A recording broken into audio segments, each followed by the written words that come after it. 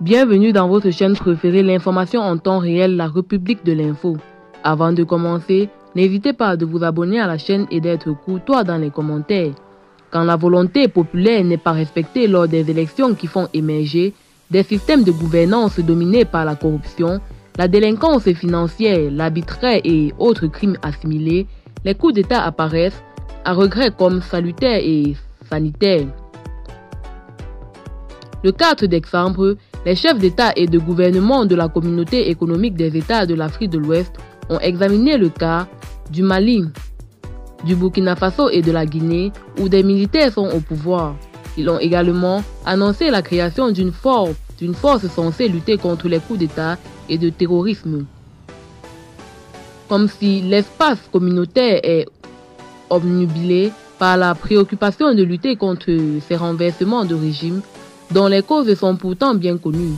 Celles-ci ont pour nom corruption, délinquance financière, crise sécuritaire, gabegie, favoritisme, népotisme, révision constitutionnelle pour s'octroyer de nouveaux mandats présidentiels. Comment en effet éviter des soulèvements populaires pouvant conduire à des meurtres, les présidents pour la plupart très mal élus?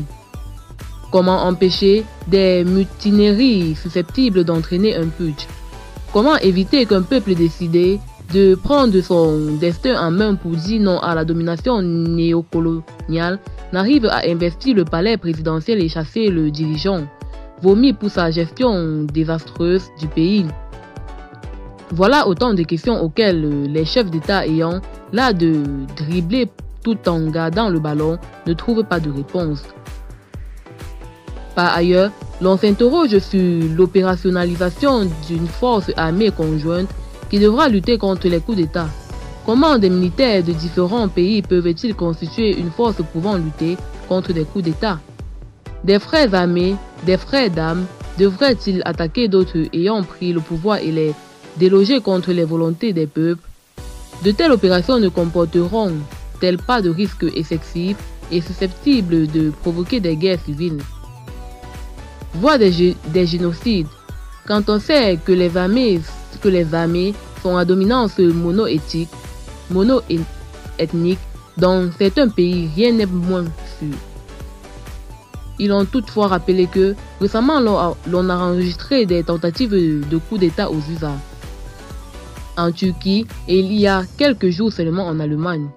La première puissance économique européenne, ces situations démontrent à suffisance que le monde est arrivé à un tournant qu'il est plutôt maladroit de compter dissuader les peuples de leur volonté de se libérer des dominances supposées basées sur le système démocratique occidental, et la CEDEAO doit intégrer cette donne dans ses projets politico-institutionnels pour savoir que l'aspiration à une meilleure gouvernance, à plus de souveraineté et d'indépendance n'est pas seulement au cœur de la transition malienne, burkinabé et guinéenne.